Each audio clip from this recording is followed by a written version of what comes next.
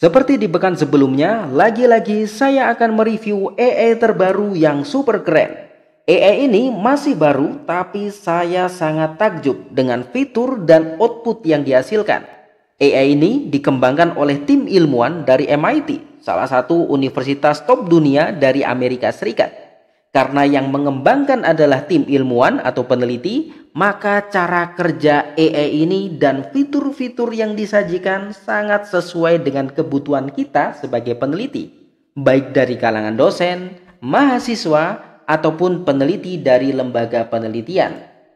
AI ini dapat menyajikan gambaran lengkap dari permasalahan penelitian yang ingin kita teliti. Bahkan AI ini dapat mengelompokkan publikasi atau artikel jurnal di topik tersebut. Kemudian AI ini juga mampu memberikan informasi gambaran perkembangan penelitian di topik tersebut. Informasi ini sangat kita butuhkan ketika kita ingin menyusun state of the art, ketika kita ingin merancang penelitian. Kemudian AI ini juga mampu membuatkan tabel literatur review seperti ini. Bahkan AI ini juga mampu membuatkan paragraf-paragraf review seperti ini. Oke, langsung saja kita bahas AI kali ini. Assalamualaikum warahmatullahi wabarakatuh. Berjumpa lagi bersama saya di channel YouTube saya Ensiklopedia Ahmad Fauzi. Channel yang membahas berbagai AI yang bermanfaat di bidang penelitian ataupun pendidikan. Di video kali ini kita akan membahas Undermind, salah satu AI yang dikembangkan oleh tim ilmuwan dari MIT. Ini merupakan tampilan depan website Undermind. Untuk mengakses website ini, nanti linknya akan saya cantumkan di kolom deskripsi di bawah video kali ini. Ketika teman-teman, kolega, atau Bapak Ibu sudah mengakses website ini, langkah pertama yang harus dilakukan adalah registrasi. Dan registrasinya gratis ya. Nah, untuk melakukan registrasi, kita cari tombol ini, sign up. Nah, kita klik tombol ini, biasanya di pojok kanan atas. Kemudian kita masukkan first name-nya, misalkan Ahmad, last name-nya misalkan Fauzi. Kemudian emailnya, saya sebelumnya menggunakan email instruktur ya, atau email afiliasi atau institusi. Nah, Bapak Ibu nanti coba ya menggunakan domain universitas masing-masing, baik yang mahasiswa ataupun dosen, atau coba email yang lain. Apakah berhasil atau tidak kalau menggunakan email umum. Tapi saya lebih merekomendasikan menggunakan email dari domain universitas Bapak Ibu. Misalkan @UMM, @UM, dan sebagainya. Kemudian silakan isi passwordnya, kemudian continue. Saya tidak registrasi lagi karena sudah membuat akun ya. Dan sekali lagi membuat akunnya gratis dan kita diberikan kesempatan gratis juga untuk menggunakan fasilitas dari Undermind. Dan yang tadi output yang saya tampilkan di awal video itu semuanya menggunakan akses gratis dan sudah luar biasa. Oke, ketika Bapak Ibu sudah registrasi, maka nanti silahkan cek di inbox email Bapak Ibu. Karena setelah registrasi nanti akan mendapatkan email seperti ini, welcome to Undermind, dan Bapak Ibu harus confirm atau konfirmasi email dengan klik tombol seperti ini. Oke, setelah Bapak Ibu sudah membuat akun, sekarang kita sudah bisa menggunakannya. Caranya bagaimana? Nah, di sini ada tombol search now. Nah, kita klik di sini. Dan ini menariknya, bedanya AI Undermind dengan AI yang lain adalah kalau di AI yang lain kita langsung memasukkan instruksi, kita ingin apa, kita ingin membuat apa, langsung kita ketikkan. Tetapi kalau dengan Undermind, maka kita semacam bisa diskusi. Undermind seperti promotor kita, seperti dosen pembimbing kita, atau seperti kolega senior kita yang lebih paham terkait bidang penelitian yang ingin kita teliti. Nah, ini nanti langsung kita tulis saja. Kita bisa menggunakan bahasa Indonesia, meskipun nanti responnya bahasa Inggris. Dan nanti meskipun outputnya bahasa Inggris, nanti silahkan bisa ditranslate juga. Caranya mudah sekali. Nah, sehingga nanti munculnya seperti ini. Nanti Bapak Ibu bisa menggunakan opsi yang ada di Google Chrome, sehingga saya menggunakan Google Chrome. Ya, saya lebih rekomendasikan Google Chrome saja. Oke, kemudian, nah misalkan seperti ini. Ya, kita tulis saja. Kita ingin meneliti tentang apa sih? Misalkan ya, saya ingin meneliti tentang pengaruh media sosial terhadap kecemasan mahasiswa, misalkan di era teknologi saat ini. Nah, kemudian kita klik tanda panah ini. Nah, kemudian nanti dia akan merespon sesuai dengan topik atau rencana penelitian yang ingin kita teliti tadi. Nah, ini lanjutannya. Apakah Anda ingin fokus pada platform media sosial tertentu? Misalnya, adakah perbedaan pengaruh antara penggunaan Instagram, Facebook, atau TikTok? Apakah Anda juga tertarik untuk membedakan jenis kecemasan yang ditimbulkan? Anda juga dapat menentukan apakah subjek penelitian Anda perlu mencakup faktor-faktor tambahan seperti durasi penggunaan media sosial atau intensitas interaksi online. Jadinya dia memberi masukan dan memberikan pertanyaan lanjutan. Ya, sama seperti ketika kita diskusi dengan dosen pembimbing atau dengan senior kita ketika kita ingin merancang penelitian. Misalkan saja ya, oh saya ini masih belum tahu ini media sosialnya, saya karena tidak tahu mahasiswa saya pakai media sosial apa. Maka kita tuliskan saja, saya tidak membatasi media sosialnya. Karena bisa jadi mahasiswa saya menggunakan berbagai platform media sosial. Tapi sepertinya menarik juga kalau nanti penelitiannya membandingkan penggunaan berbagai platform tersebut. Nah, misalkan seperti ini ya. Kemudian pertanyaan kedua, apakah Anda juga tertarik untuk membedakan jenis kecemasan? Nah, kita bisa jawab seperti ini. Saya juga belum kepikiran apakah perlu membedakan jenis kecemasan. Maka apa rekomendasi Anda? Rekomendasi Anda misalkan seperti itu. Nah, kemudian kita klik tanda panah lagi. Maka dia akan merespon lagi sesuai dengan respon kita ini. Nah, saya merekomendasikan untuk mempertimbangkan pendalaman jenis kecemasan seperti kecemasan sosial, akademik, atau umum. Nah, sambil kita berdiskusi dengan dia, maka dia akan menyusun proposal topik ya. Jadinya dia menyusun rencana topik yang akan dia kembangkan menjadi tadi berbagai informasi yang penting. Nah, ini tetap kita bisa diskusi. Kita bisa diskusi terus-menerus atau kita bisa langsung submit deep search ya. Jadinya dia akan mencari secara deep, secara mendalam begitu ya. Nah, kalau kita ingin hasil pencariannya lebih bagus, lebih detail, lebih sesuai dengan keinginan kita, maka jangan tergesa-gesa submit deep search. Kita diskusi dulu saja dengan dia. Nah, misalkan ini ya, saya merekomendasikan untuk mempertimbangkan pendalaman jenis kecemasan. Oke, maka kita jawab sekarang ya. Oke, saya akan memilih jenis kecemasan umum. Nah, misalkan seperti ini ya. Kemudian, apakah Anda tertarik pada hubungan langsung? Nah, ini ya.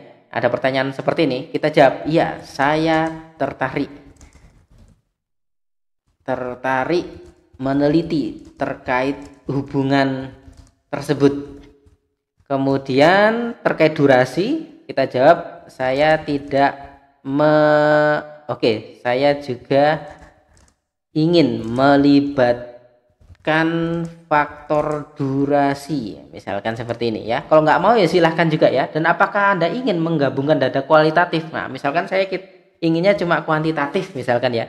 Saya hanya ingin penelitian menggunakan data kuantitatif misalkan karena kita kalau kualitatif terlalu susah analisisnya misalkan. Nah, kemudian kita klik tanda panah lagi.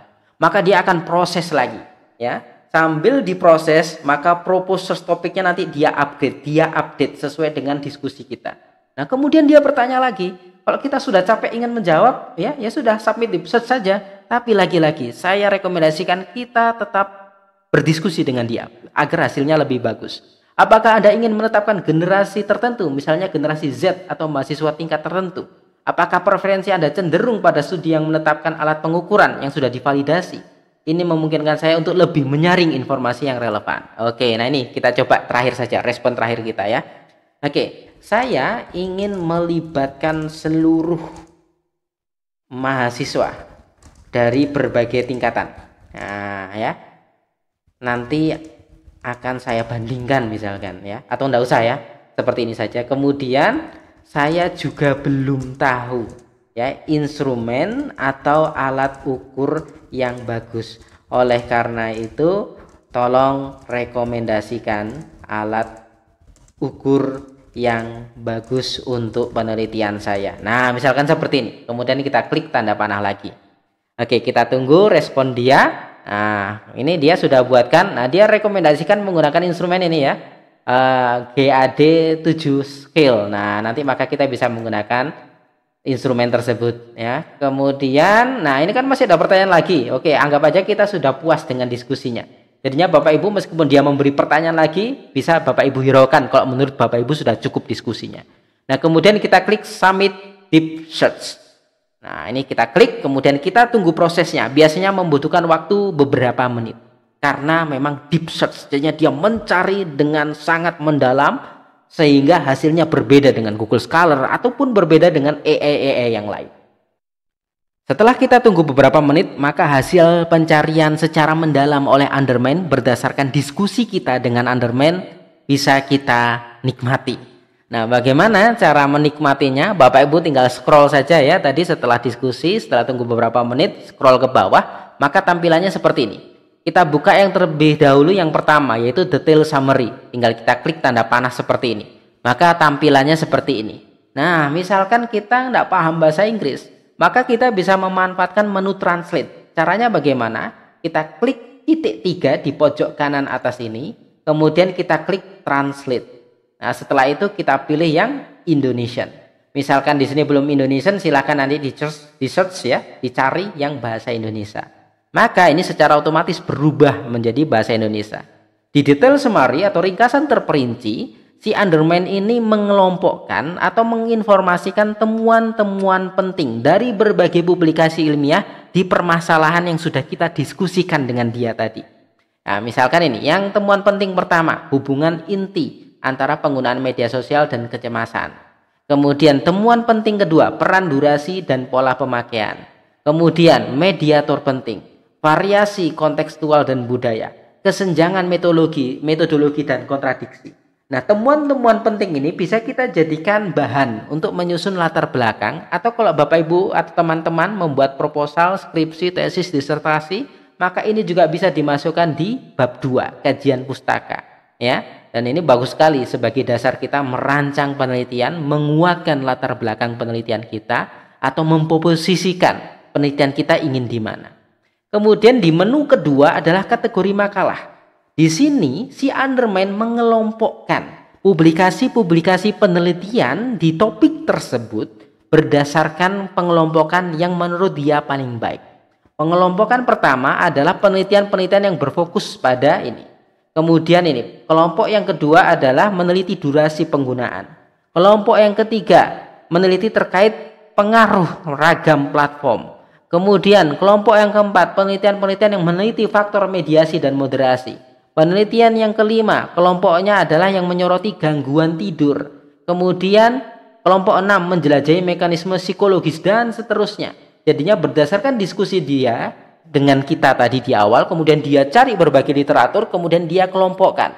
Sehingga memudahkan kita juga ini ya, memudahkan kita juga, oh ternyata penelitian yang ingin saya teliti itu sudah banyak atau belum ada. Kemudian kalau sudah banyak, apa saja yang sudah diteliti, ranah mana saja, ruang lingkup apa saja yang sudah dilaporkan. Underman telah memetakan. Nah, saya pernah diskusi dengan Underman dengan topik permasalahan yang benar-benar baru ya, maka hasilnya beda juga ya. Maka dia akan memberikan rekomendasi juga dengan cara yang berbeda juga. Luar biasa pokoknya. Kemudian di sini gambaran perkembangan penelitiannya. Nah, di sini di awal ya dilakukan mulai tahun 2014 ternyata ya.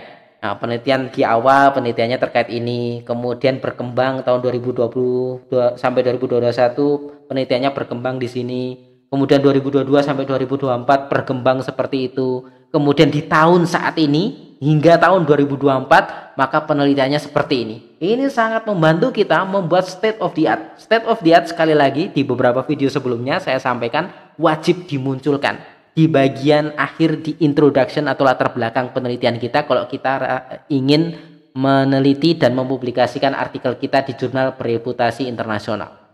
Kemudian nah di sini ya masih banyak lagi kemajuan penelitian, kemajuan penemuan. Di sini dia menyampaikan lebih dari 90% selesai. Kemudian yang paling cocok dengan diskusi kita itu antara 6 sampai 19 makalah.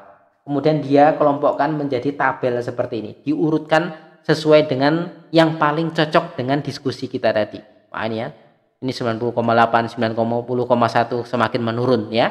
Oke, ini tabel ini juga penting ya. Jadinya dia membuat tabel yang mengumpulkan berbagai referensi yang sesuai dengan hasil diskusi kita dengan rencana penelitian kita tadi. Dan ini ringkasan-ringkasan dari berbagai paper yang sudah dia kumpulkan.